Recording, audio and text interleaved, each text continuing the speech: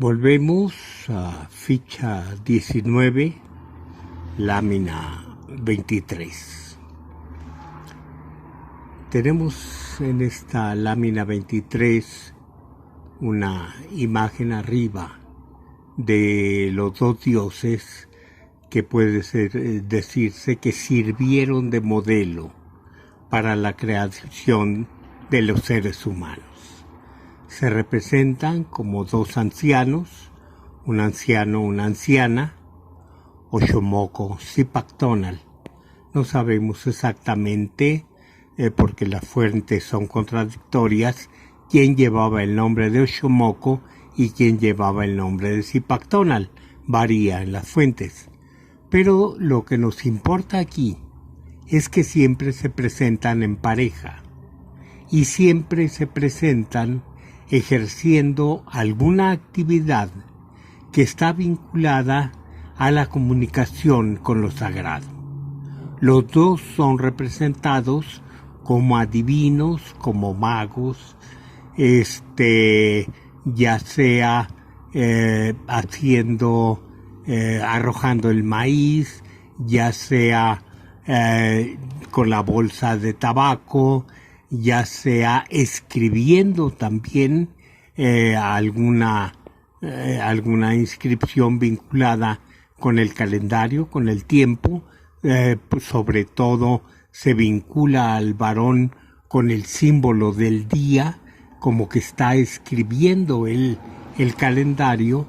En fin, estas actividades nos indican que son una pareja de sabios, puesto que se representan como ancianos y al mismo tiempo se representan ejerciendo comunicación con lo sobrenatural, otra de las características propias de los seres humanos. Es el ser humano, es el ser humano el que se vincula constantemente con la divinidad. Nosotros lo vemos esto en el Popol Vuh.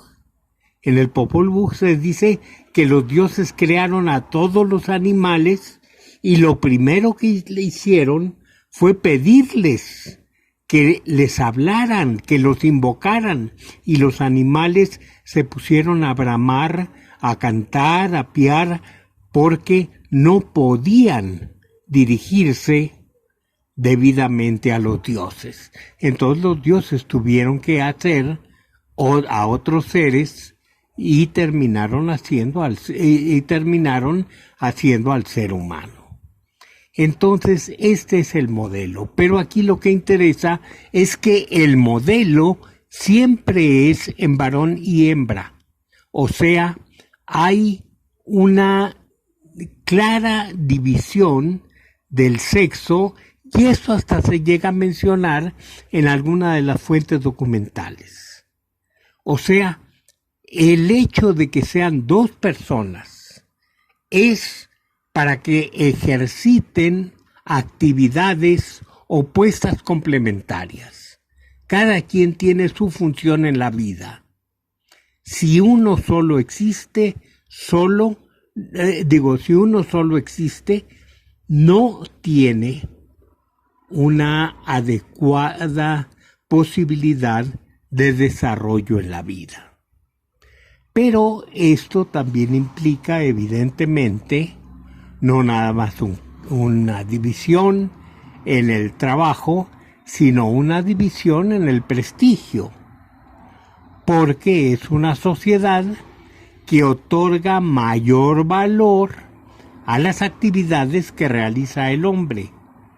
Entonces, esto viene a producir la primera gran diferencia, incluso en sociedades igualitarias. Incluso en las condiciones más igualitarias no es igual el trato que se da a los hombres que el que se da a las mujeres. Y aparte de esto, no es el mismo trato a los viejos y a los hombres maduros, ni a los hombres maduros y a los niños. Existe siempre esta división de actividades. esta división social y esta división que repercute obviamente en el prestigio de cada uno de los individuos dentro del lugar que ocupa conforme a estas clasificaciones. Viene una pregunta: ¿qué surge cuando la situación es fuera de esta precisa determinación de varón-hembra? ¿Qué ocurre en los casos de homosexualidad? Y aquí vamos a tener una posición muy diferente entre cada uno de los grupos humanos. Yo quiero contrastar lo que es el trato, lo que se dice de hombres y mujeres homosexuales en las fuentes náhuatl del siglo XVI. Es una visión totalmente negativa. La concepción que se tiene de la homosexualidad es casi de monstruosidad. No se abre la sociedad a este tipo de individuos. ¿Qué es lo que pasa en la antigüedad? Pues tenemos que algunas sociedades indígenas son, por el contrario, muy tolerantes de la homosexualidad. Y entre ellas, para poner un ejemplo, los zapotecos del Istmo. Son sociedades en las que el homosexual masculino, por ejemplo, tiene una posición de prestigio porque se considera que es la persona que puede atender las necesidades de la madre viuda, para señalar un caso de la madre viuda cuando ésta no tiene el suficiente amparo. Entonces, él es el que se ocupa de solventar todas sus necesidades. Son los mushes en la actualidad que, aparte de eso, están reclamando hoy día su mayor reconocimiento, ya no nada más en la sociedad ítmica, sino en todo el país.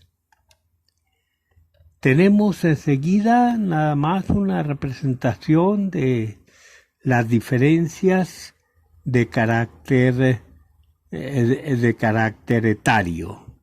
Los niños y los viejos. Los viejos casi siempre dedicados a las cuestiones de gobierno, los que aconsejan a la comunidad, los que ejercen cargos muy respetables, o por otro lado, los que se encargan de la conducción de los hijos cuando la carga laboral del padre y de la madre no les permite hacerlo personalmente. Vamos a la siguiente lámina, que tenemos una división en la parte izquierda por cuestión de edades y de sexo, basada precisamente en los nombres que se daban a los individuos.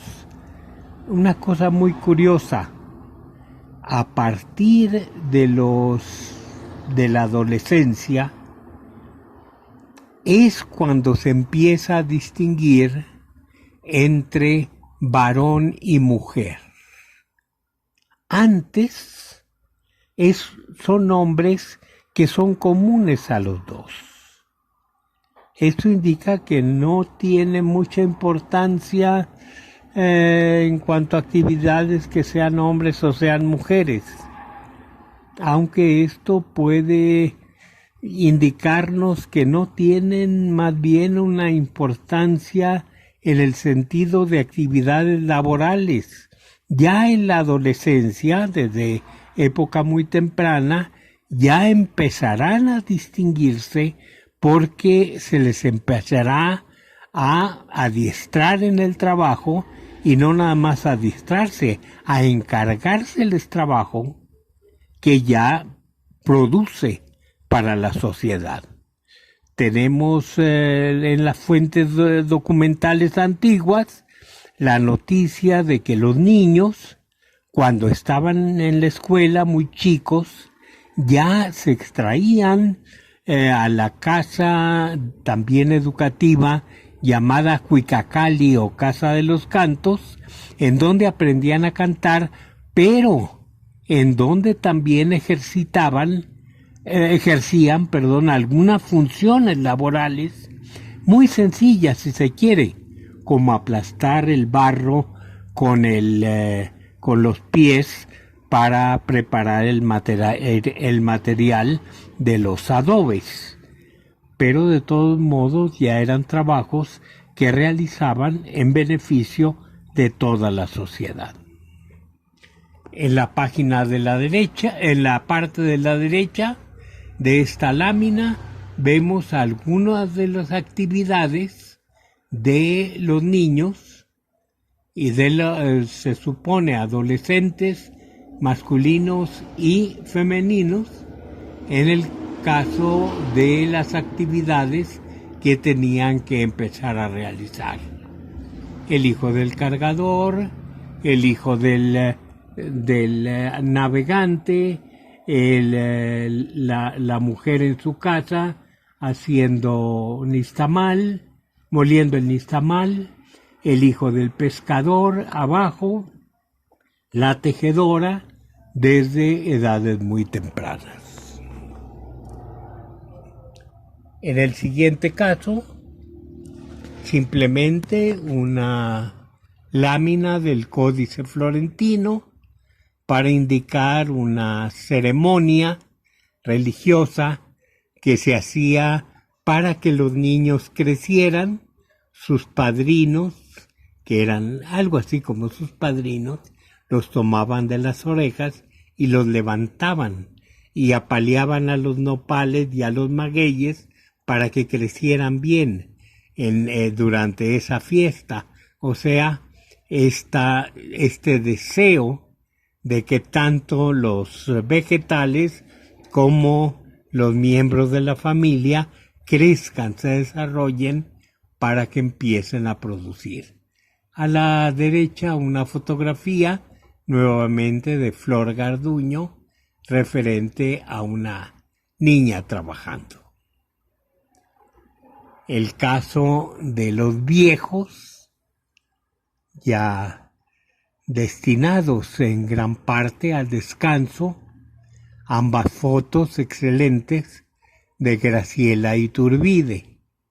En el caso de la izquierda, nos cuenta Graciela, es el de un anciano que él mismo se talló un sillón majestuoso propiamente, porque quería, cuando llegara viejo, sentarse en ese sillón, y se lo hizo totalmente a su gusto. Aquí tenemos una lámina, la 28, de un viejo en la antigüedad, códice mendocino, y a la derecha una fotografía de un viejo de nuestros días tomada por Mariana Jampolsky. Abajo una excelente fotografía tomada en Chiapas de una fiesta por Mariana Rosenberg, una excelente fotógrafa que tuvo la desgracia de fallecer muy joven. Pero fíjense la diferencia, arriba la vieja puede tomar la ventaja de la que hablamos en una ficha anterior. Abajo la vieja puede tomar, pero no faltan algunas miradas no muy aprobatorias del estado en que se encuentra ya la bebedora. la cotidianidad de la existencia, el trabajo femenino, lámina 31, la actividad del tejido, una de las más productivas en el México antiguo. Muchos de los tributos se pagaban precisamente en telas.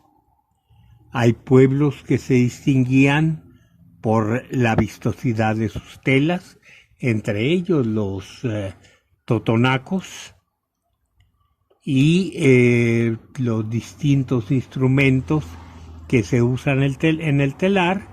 Y también hay que decirse el tremendo desgaste de la columna vertebral con esta actividad en la que constantemente se tiene que estar haciendo presión con la espalda para tensar todo el aparato. Pasamos a la siguiente lámina: el cultivo, las labores agrícolas en la antigüedad, en nuestros días, y volvemos a las fotos de Flor Garduño, en una foto llamada Reyes de Bastos, dos niños otomíes que en este caso se dedican a extraer el aguamiel de los magueyes. Por un lado, el pequeño lleva su acocote, pero también lleva el instrumento para raspar la corteza del vaso, mientras que el otro lleva una taza para depositar ahí algo de líquido y probar posiblemente. Actividad del mercado antiguo, mercado actual. Uno de los grandes mercados a la izquierda en la Sierra Norte de Puebla, en Cuetzalan. El trabajo, la artesanía de barro en la lámina 34, actividades en las que se entra en una deuda bastante grande con la divinidad de la tierra, porque se está extrayendo todo el material necesario para la elaboración de las piezas. En el siguiente, una comparación de lo que eran las canoas de pescadores en la antigüedad. Tenemos en la parte de abajo a la izquierda una lámina, un dibujo del Códice de Michoacán, mientras que arriba tenemos las canoas actuales, son casi iguales. Y en el caso de las redes, también estas redes de mariposa que van inclinando para extraer peces de una superficie grande de agua. Abajo la recolección de juncias para el trabajo de cestería. La cotidianidad de la existencia, el culto y el contacto con lo sagrado. Las grandes fiestas, puntos de mayor contacto entre la sociedad y los dioses, aquí en una lámina de los primeros memoriales de Sahagún en nuestra lámina 37. Enseguida, actividades religiosas actuales, un altar al aire libre en tierra maya a la izquierda, recortes de las figuras de papel, de las que hemos recibido muy buenas explicaciones en el curso, y otras actividades de carácter religioso. En la siguiente, lo mismo, actividades religiosas, algunas lamentablemente cada día más inclinadas al turismo, pero muy, muy importante el palo del volador, no nada más como se dice entre totonacos, sino entre pueblos de toda esta región que, que se conservó el baile, no por pertenecer a totonacos o a nahuas o a otomíes, sino sencillamente por la zona que era menos vigilada por los evangelizadores, pero era un baile conocido en toda Mesoamérica. Y de esto hay vestigios hasta en figurillas de barro de Occidente o en registros históricos, por ejemplo en la Ciudad de México, hasta ya avanzada la colonización. En la parte de abajo de la izquierda, bailes con enormes penachos. Continuamos con otras comunicaciones con los dioses, y estas se refieren precisamente al viaje que se hace con psicotrópicos o con alcohol. En la parte de la izquierda, el libro 11 nos da una lista grande de medicamentos, y entre los medicamentos se señalan precisamente el toloa, el peyos, el nanacatl, el tlapatl, que son descritos breve, cuando menos mencionados en las fuentes, que son todos ellos psicotrópicos.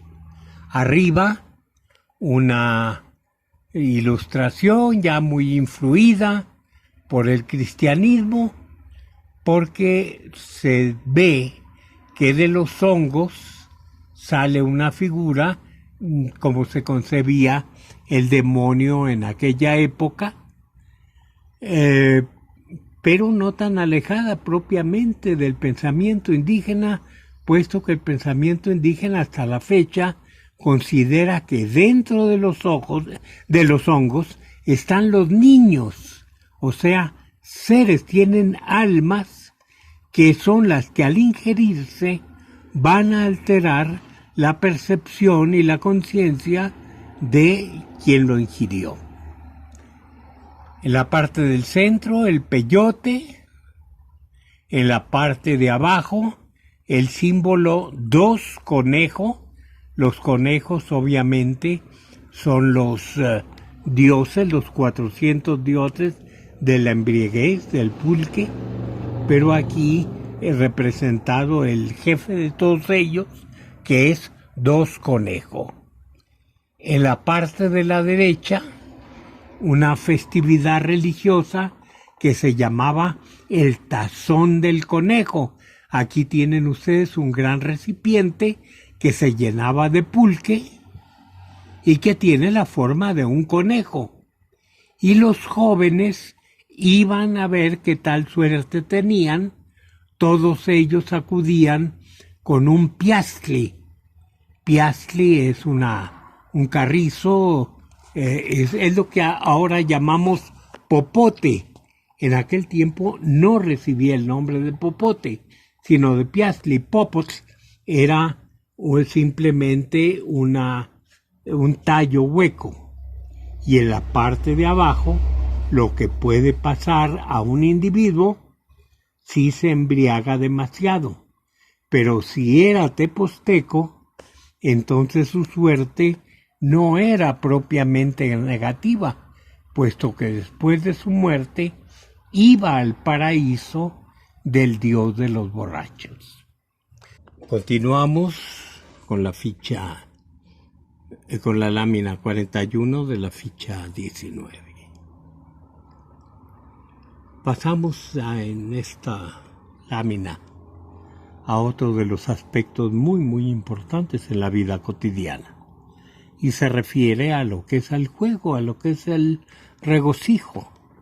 Y tendríamos en la siguiente lámina algunos aspectos del juego de pelota y de un juego de mesa llamado Patoli. En la lámina superior nos presenta la figura típica, una especie de H, una H alargada, que significa Tlashco o Tlachtli. Tlachtli, la cancha. Tlashco, el lugar de la cancha, o sea, el lugar donde se juega un deporte. Pero claramente está dividido el territorio en 4 divisiones. Esto nos recuerda que evidentemente estamos en la representación del cosmos. Aunque sea un simple juego de pelota, esto es el cosmos y la pelota va a hacer las veces de un astro que está el Sol, que está moviéndose de un lado a otro dentro de la cancha. No es de extrañar que las canchas se usaran ocasionalmente como lugares rituales. Tal como sucedió con el juego del volador, con la danza del volador, el juego de pelota fue proscrito de muchos lugares de Mesoamérica y se conservó propiamente en los más recónditos. En forma extraña, en el norte, en el noroeste del país, se conservó este juego. Es ahora cuando se está perdiendo, sobre todo porque ya no hay mucha gente que pueda elaborar estas bolas de hule que son tan duras, porque es bola compacta de hule. Es una bola que sorprendió mucho a los españoles cuando llegaron por la calidad del bote. Una pelota de estas, que son pesadas, tiene casi el 100 de rebote, o sea, si se deja caer al suelo, casi llega al punto, no, nunca es igual, pero casi llega al punto desde donde fue soltada. Entonces, en Sinaloa es uno de los puntos donde se juega a la pelota. Pero también esto hay que aclararlo desde ahora. Tenemos que entender que el juego de la pelota, que el juego del Ulamalisli en náhuatl, es un término demasiado genérico. Hay muchos juegos de pelota. En la parte superior derecha tenemos del que hablan más las fuentes, que es el de una pelota grande que se mueve con la cadera, no se puede tocar con los brazos. Es demasiado grande, podría lesionar fácilmente al jugador. El golpe debe darse con la cadera. Mientras que abajo tenemos la pelota mixteca. Esta se juega, por ejemplo, en el Valle de Etla, aunque es ahora muy común entre los migrantes en San José, California, para citar uno de los lugares actuales, o aquí en el Distrito Federal, donde se juega bastante esta pelota. Es más chica, de todos modos es pesada, y se juega con unos guantes muy grandes, muy pesados, que se están hechos de cuero, están hechos de partes incluso de hierro incrustadas. Son muy pesados y con él se da un golpe muy fuerte a la pelota. Me ha tocado ver, cuando menos en un caso, de un jugador muy fuerte que no usaba un guante, sino usaba 2 simultáneamente. En la parte de abajo, otro juego de la pelota distinto, que es con bastones.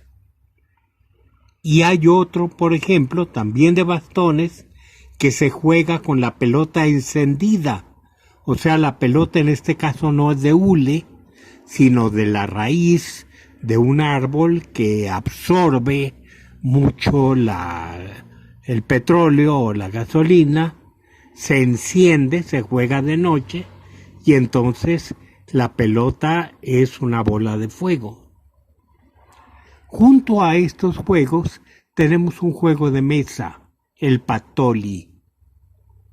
Un juego de mesa que ha llamado mucho la atención porque existe no nada más en las ilustraciones, sino grabado en los templos, como que los jóvenes estudiantes del sacerdocio se dedicaban en su clausura a jugar patoli.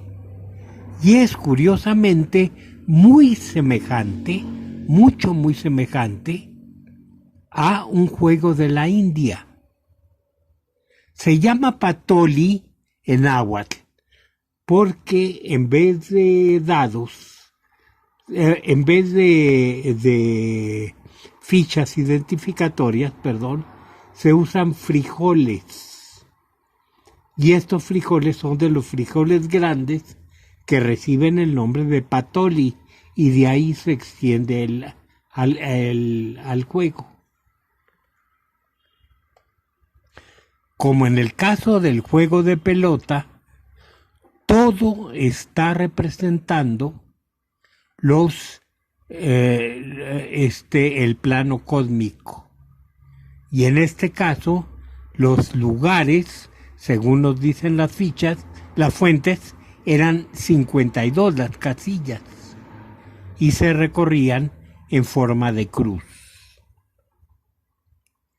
Tenemos la música, una de las grandes actividades de los grupos indígenas. Eso lo tenemos en la actualidad muy documentado, incluso por un poeta náhuatl, Mardonio Carballo, que se dedicó a hacer grandes viajes por toda la República, haciendo grabación de actividades musicales indígenas, pero dedicadas casi siempre a música moderna. Una cosa muy importante también, la producción musical moderna en nuestros días, no necesariamente estilos antiguos.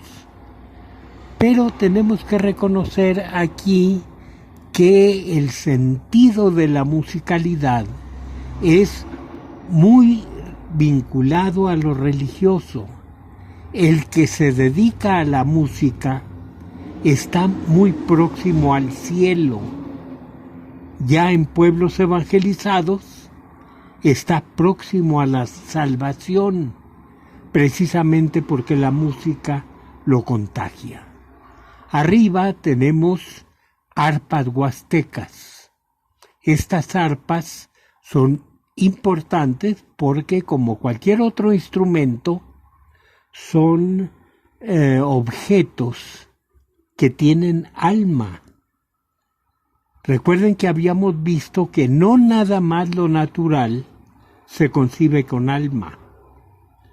También los objetos artificiales tienen alma obtenida en el momento de la creación, como preconcepciones de la labor humana. Y estos instrumentos reciben el trato adecuado. Obviamente no es igual un arpa que una cuchara. El arpa tiene posibilidades propias de expresión. Se le puede incluso rezar para que pueda tocar adecuadamente, igual que a la pelota del juego de pelota. Pero cuando mueren las arpas, cuando ya están viejas y se desechan, en la huasteca, por eso las representaciones de aquí son huastecas, en la huasteca se le realizan ceremonias funerarias. pasamos al duelo en la existencia cotidiana. Una de las cosas que aclaramos en la ficha relativa al cuerpo humano fue precisamente de que el culto actual de los muertos en todo lo que fue territorio mesoamericano no es exclusivamente algo que se obtuvo de la tradición indígena, sino que hay mucha influencia, muchísima influencia de las tradiciones cristianas de aquella época. De todos modos, esta es una de las características más notables. Todo lo que es el culto a la muerte es una de las características más notables del mundo indígena del pasado y de nuestro presente. Vamos a la base de la cuestión social. Pasamos a la ficha 47, con el retrato muy malo, por cierto, de William Holland. ¿Por qué este retrato? No he podido conseguir otro. Conocí yo a William hace muchísimos años, propiamente cuando yo estaba recién llegado a México, y nos veíamos en el Instituto Indigenista Interamericano. Yo laboraba entonces ahí, tuve el gusto de tratarlo, pero murió muy pronto, muy pronto. Posiblemente padecía él ya con anterioridad del corazón. Y William escribió un libro muy interesante, Medicina Maya en los Altos de Chiapas, que fue publicado por el Instituto Nacional Indigenista. Es una obra que yo recomiendo porque no se refiere únicamente a medicina.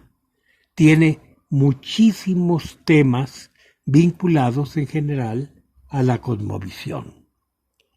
Y aquí lo refiero precisamente porque habla de la idea de que Jesucristo tenía muchos hermanos, y todos esos hermanos, que se supone son derivaciones de Jesucristo, y que Jesucristo es el patrono de la humanidad, todos esos hermanos recibieron una misión de ir a poblar una parte del mundo con gente extraída propiamente de ellos mismos.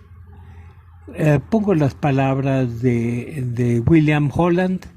Cada pueblo tiene su santo patrón, que actúa como su guardián y es considerado como el fundador mítico y el ancestro principal. Esto hay que tener muy en cuenta. No es nada más el guardián y el protector, sino el ancestro principal. Por lo que se refiere a la fundación de la Reinsar, se ha explicado ya que los hombres creados en el tercer mundo se multiplicaron rápidamente y que Dios pronto se dio cuenta de que tenía suficientes hijos. Decidió entonces crear los pueblos, dividiendo las tierras de todo el mundo entre los chamulas, sinacantecos, tenajapanecos, huistecos, etc. Y envió a sus hermanos los santos para que fundaran municipios en lo que posteriormente habrían de servir como protectores y patronos. Comparemos esto con lo que nos dicen las fuentes antiguas. Antes los hombres, se dice, vivían en un lugar fuera de este mundo.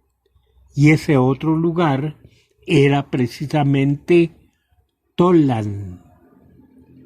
Pero un día tuvieron que salir y fueron extraídos al mundo. Eso lo sabemos, lo hemos dicho muchas veces, que todos los pueblos van saliendo al mundo ya divididos en pueblos, a partir de los partos de Chicomostoc. O sea, salen de esa Tolan anecuménica para llegar al mundo ecuménico. Vamos a la siguiente lámina. Habíamos hablado de un alma identitaria que era instalada en el corazón de la persona. Y esta alma identitaria es precisamente donde residen los elementos que nos hacen humanos en primer lugar. Pero habíamos hablado también de que estos elementos se dividen dendrológicamente hasta hacer que cada etnia tenga también una parte especial que la caracteriza.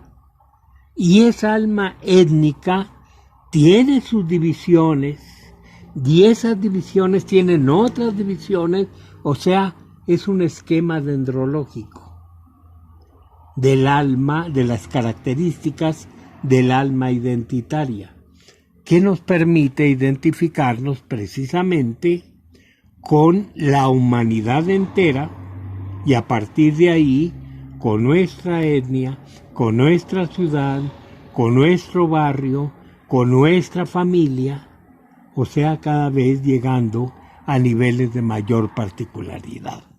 Aquí suspendemos la exposición para volver en unos minutos.